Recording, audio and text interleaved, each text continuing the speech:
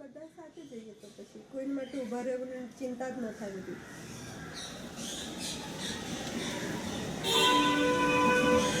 એટલે ના એ ભલે પણ તું નહીં જા, પણ તને બસ મળે તો અહીંયા ઉતર ને, એમ કહું છું.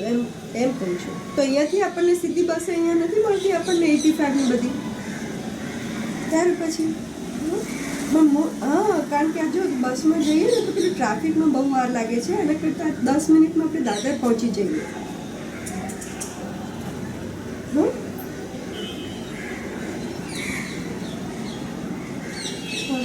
As my child, whenever I was performing, my parents and my principal, my teachers, they're always told by the audience that she's talented and she should be trained specially.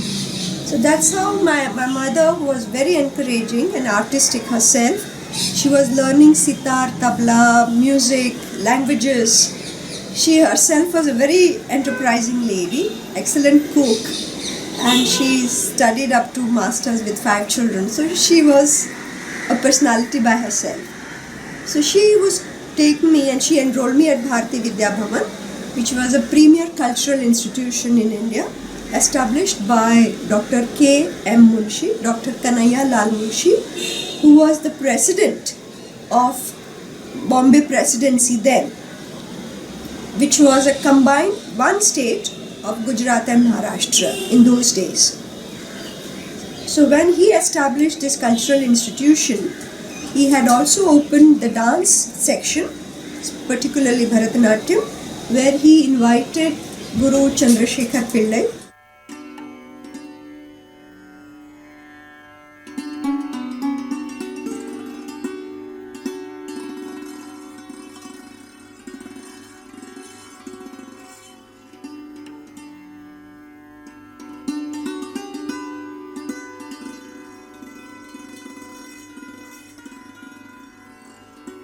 Who was a son of a Devadasi and who had come in dowry with the princess to the Baroda princely family. So Dr. K.M. Munshi invited this Guru Chandrasekhar Pillai to head the department of Bharatanatyam, and that is how, as a child, I was introduced to the style and trained by his third generation student. Nevertheless, my master was a taskmaster, where the wooden stick, the tal stick, would break on my body, and I would made to sing with tears in my eyes and dance along. So I had a training in a very special way. But my mother was very strict also, that if you want to learn something good, you have to take it in a hard way, and nothing comes easily. So that was the lesson given by my mother since my childhood. I continued. I was always topping the examination, annual examination, and also I was given the award, Best Student Award at Bharati Vidya Bhavan. When in 1950, I started training around late 50s, but then gradually this was my kind of progress. And my master would take me till the last minute, 9 p.m. and a small tiny girl, and whoever would finish the class, they will wait to see me how I'm practicing. So even the gurus of other faculty, Kathak, music, they would all watch me and say, no, she has some special talent. I did not realize this. I only knew to work hard, nothing else. When I was a science student, the university declared that we will be opening a dance faculty. So it was a great blessing for me, since it also gave permission that the student can pursue 2 degrees simultaneously. A regular curriculum BA and this performing art, which was very new. So actually it was to attract the students to get entrance admission into dance. Otherwise, people would not trust this new faculty of performing art. So, in order to attract students, they had given this kind of dual degrees. But it was quite difficult and nobody could pursue it. All those who had joined had to drop out in 1 year. It was only me I pursued till the last. both the degrees, because even dance was very challenging. We had to learn a lot of shastras, theories in aesthetics, we had to learn religion. So the subject, the syllabus was very vast, very challenging physically and mentally. And if one takes up another degree course, the parallel running the same year, so it was very challenging and nobody could pursue it after 1 year. And you took the psychology? Yes, psychology and language, Gujarati. Because my mother said that if you take language at a graduation level, you will have Natya Shastra, which will be a combined subject for both performing art and literature. So it will be a little easier to have common subject. So because of my mother's advice, I could take up language. Otherwise, I was not so good at languages. I was a more science-oriented person. Fortunately, my hard work paid, and I was topping at I got first grade in both the degrees. And your dissertation was that was at MA level, master's level. I continued doing my master. I wanted to change the university due to several academic reasons, but I had to remain here, and I selected the subject Satvika Abhinaya. Somehow I thought it was very challenging, because on the same subject I was challenged at my annual exam for my graduation level, both by my master and the examiner. And what was the most important for this Satvika Abhinaya? So why did you select it? And what was the idea, the general idea? While giving the examination, I was told to do Ashtapadi, Gid Govind Ashtapadi, Yahi Madhava, Yahi Keshava. But I knew that this is one of the canto of Gid Govinda. As a student, I knew it. So I had read nearly 5-6 books by the foreign as well as Indian authors, several commentaries on Gid Govinda. So not just one canto, but I started right from the beginning till the last, that what is the situation of Radha that tells her, that puts her in this emotional condition, that the one to whom she devotes her own life and being, to the same person she says, you go away. So what could be the reason?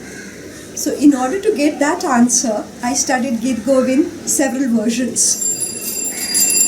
And then I knew the first few cantos, which nobody dances actually, but that gives the prelude, that what was the state of Radha. She had remained awake for the whole night, from evening till the dusk to the dawn. And then instead of the lamp, even that extinguishes. And the lamp, instead of that, all the stars glittering in the sky, they come up. And she realizes she's all tired, and she falls asleep, just dowsing down. And she's just woken up by the mere ruffle of the leaves and the breeze. She realizes it is her Krishna. And she's just woken up, and she looks up. And then she rushes to receive him. But the moment she reaches him, she finds the different marks on him. And she immediately realizes it is not for him that she wasted the whole life, the night for him. She felt self-dejected. Poor me, because she's of Uttama character. She's a divine lady. She won't curse the person whom she loves, who has done wrong, but she curses herself, her luck. Maybe something is wrong with me, not with him. And in that rejection, in that dejection, the tears of dejection comes out, self-pity. Why am I humiliated? Why my pure love has been so insulted? And in that, she cries. And so I did not know, but just as an actor who had studied it, and I identified myself while performing as Radha, at the same time I could see myself as Prakriti Kashyap, but now presenting Radha. So while performing also, when the tears rolled down, I could see why I'm doing this. I said, no, it's Radha. So it was my personal experience to see yourself as an actor and the one whom you are presenting. But at the end of it, I finished it, and the examiner says, do you know that the tears came out? I said, yes, of course I know it. So I said, then they say that, do you know in Bharatanatyam is a Natya Shail. It is not Lokadharmi. So in Natya Dharmi you are supposed to just symbolize. I said, no, I have not read it in Natya Shastra that tears are not allowed. And actually, so when it became a question for which subject to take for dissertation, just to examine myself, to examine whether Natya Shastra says yes or no for tears to roll down. So it was more of a self-study rather than challenging anyone. So But the emotion real and emotion expressed to the audience. You can say the emotion produced and emotion what is real, really you feel, yeah? And what was your result? What was the solution? Yes. Is it they are different or they are same? No. See, Yes. for any actor who is truly involved, whether you perform Shakespearean or you perform Kabuki or you perform Bharatanatyam, actor is an actor. Whether it's ballerina also, I am not too sure. But in Bolshoi, I am sure in Swan Lake, when she really gets into ecstasy, I'm sure she must be having some special emotions.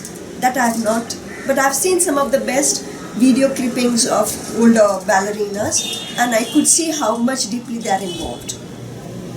But coming to these Indian performances, where I am able to say with some confidence and with my personal involvement, what I feel is that the involvement is so deep. It's your psychological trip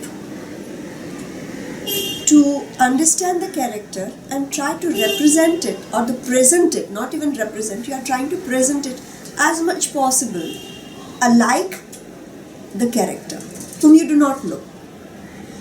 But you have read, you have digested, you have analyzed your character so deeply with the references that you have, including your personal experience, that how as a human being you would have reacted to such a situation. If you are even a normal woman, a young lady, and deeply involved in a person, if you are cheated like this, what will be your reaction? But then knowing, examine if you are Uttama. In real life I may not be Uttama, but when you know a certain divine characters, in such a situation how she acts, how she reacts, so that control, that studied control has to come out. So when in real life you are not, but the opposite, what the story demands, and that you try to become, that becomes Satvika. In real life, I may not be a demonic, I may not be a Shurpankha who runs to every man she comes to me. But my acting would be such, my presentation should be such, that would every person in the audience would rather giggle or reject me. So it is getting into the character so deeply with understanding and deep analysis of the text of the written, your study, your personality, your psychological background of several lives. It is not in one life that you are able to do such abhinaya. Some talent, some understanding comes after layers of your sanchit karma or your consumed karmas, your talents of several lives that it comes now to us. So this was the experience I myself had of Radha, and when I was questioned that the tears should not come out, it's only Lokadharma you should cry and have tears, I said no. Nowhere in Natya Shastra Bharata says so, whatever I had read so far. But now with this experience and the question that was put by my examiners, I wanted to take it as a challenge for myself to understand the subject. What is Satvika Abhinaya and what Bharata says. So when I studied the whole Natya Shastra, it was very much part and parcel of Natya. And that is how Satvika is one of the highest Abhinaya. And it is the fourth one. Angika, which is the basic one. Vachika, the second verbal one. Then the third stage comes that you decorate yourself to tell audience that you are Ravana or you are Ram or something. But something beyond that three, when you have climbed all these three steps of Abhinaya, and the highest one comes, that is Satvika. Satvika, the entire study took me to various philosophies, Indian philosophy, aesthetics, poetics of Indian, even Western, everything, and psychology, of course. And the Satvika Abhinaya, which was not talked about by the major commentators after Bharata. Only in 10th century Abhinav Gupta talks about Satvika. And even his commentary about Satvika is lost. The 7th chapter is lost. Now very few scholars have tried to revive it, and few pages of Abhinay Gupta on 7th chapter is now available. But coming to your question, so the study of Satvika took me to various levels. It was absolutely a personal journey, a search, not a research. But it took me to the deepest root of psychology, religion, aesthetics, poetics, everything. And certain experiences again at academic level, which was almost keeping me away. I said I will now renounce from performing art. I was almost at that brink, and I came into dance, became a dance critic, as I said about Darshana Ben Javeri, who suggested me that you start writing.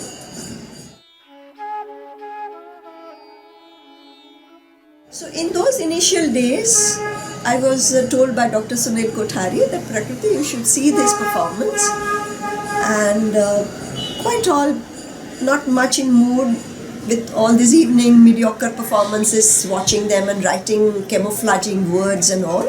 So I was not too happy to go, but just because it was suggested by a senior critic like Sunil Kothari, I went and quite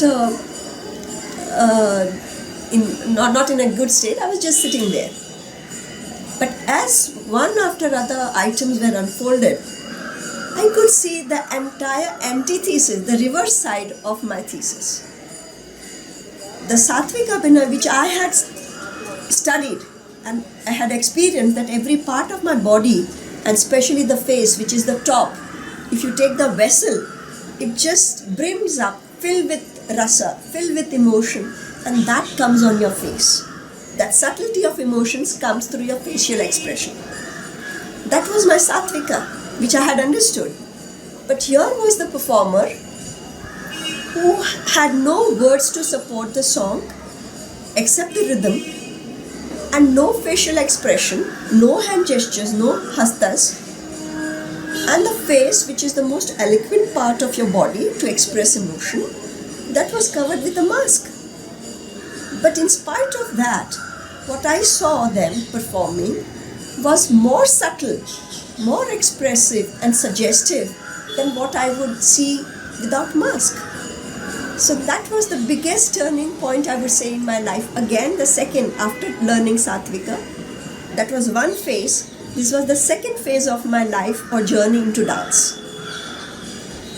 And that's how I went backstage, met the artist, and one of the organizer who happened to be an elder brother of one of the royal member, Surbhanu Singhdev, and he was an industrialist, married in Nepal royal family, but his innate love, his childhood love for Chow, because they are born with Chow, royal members also. So he said, Prakriti, if you are so interested, you should come and see where it is performed with the ritual. Just watching them on the stage, proscenium stage, will not give you a proper idea. And that's how he supported me. He gave me entire sponsorship, and he invited me to Saraikela to watch it. So that's how my journey started. Then I applied for the Sangeet Natak Academy scholarship, junior scholarship, which was giving only 500 rupees. And with that 500 rupees, I walked out of the house, went to Delhi, went to Saraikela to stay, study. And the masters there, they had no time to look at me because there were waves and waves of foreign researchers coming, documenting. In 1980, 1982, 83, 84. So even while taking the scholarship also, I first asked Kapilaji. It was very difficult to get appointment with her. But then she said, you come up with little outline, how are you aiming it? But fortunately it so happened that she had seen my thesis. I do not know how. My thesis, and I had translated her book. And she was given this feedback by one of my editor at National Book Trust. This was all without my knowledge. So this lady who was editing and going through my translation, she had already told Kapilaji that there is one girl from Mumbai who is translating your book. Then she must have asked, who is this book? And she said, Prakriti. So I've seen her thesis. I do not know how, because my teacher, my professor at correspondence course where I was doing my second degree simultaneously, he was appointed as the director of Sahitya Academy. And he was in charge of the encyclopedia. So he had said to Prakriti, yeah, here Kapilaji was talking about your thesis for 20 minutes. The lady who doesn't even talk for 2 minutes to anybody. And she was talking about Satvik Abhinay and your thesis. And so I was only taken aback. Anyway, to make it short, so Kapilaji wanted to see that how I want to do and why I want to do Chow after Satvika. So when I told that, she found it interesting, and because she was one of the on the selection panel, so she had questioned me already, and then I put the proposal for my research. Even that was put to several questions, discouraging one, that it's not easy for any woman to go and travel there because there are various stories and people have to drop in between. So we do not want to put our money to waste, government money. So I said, no, please trust me, I will finish it. That's how I got the scholarship. I started traveling with 500 rupees, which was, and nobody can think of going out of your residence and instead travel, go to master. But then you went to Saraikela, so then Yes. you settled down. And that was, who helped you there? Did you have some, lady? There was no hostel, there were no hotels. So first few days, they kept me just 4 days in that palace with somebody. That was also not very happy. You can imagine a single girl, the village people, all they are excited to see how a woman comes to stay in a foreign land like this. So they were, anyway, so that was the journey it started, and every year it continued every year like a ritual. So since that time you went there and you learned a little bit Chow and Yes. did a research. Yes. There was one business family there, and they took pity on me that this girl has no place to stay anywhere. So they invited me to stay with them. It happens in Saraikela. In the adjoining villages also I documented. But when I saw these tribals or the hunters going with the bow and arrow, that was another phase of another kind of ritual, which does not happen in town, in Saraikela or other. This was another kind of ritual. But even that was a question for me, that it has to have some connection. So I followed them, and even there I found the connection. And I'm sure you saw some of the slides when I showed that in the seminar in Delhi. Okay. Now these were the absolutely earliest rituals, the initiation of boyhood or womanhood and the fertility cult. Then it comes to shift cultivation, the entire evolution of humankind, till coming it to king, who is considered as the incarnation of Vishnu. With his touch, because he is the sustainer, with his touch the life comes into being. So the entire life cycle from the beginning of the human evolution as a human being who survived hunting. Then he came into shift cultivation. He learned how to plow the earth. That is what? This is the only dance form I feel, not only in India, or probably a rarest dance form in the world, which demonstrates through ritual and performance the entire evolution of humankind. So not only the definition of dance, so it gives the definition of dance, that how human being has survived or evolved from Paleolithic, the Stone Age, to the present, where we are now launching and trying to settle on other planet.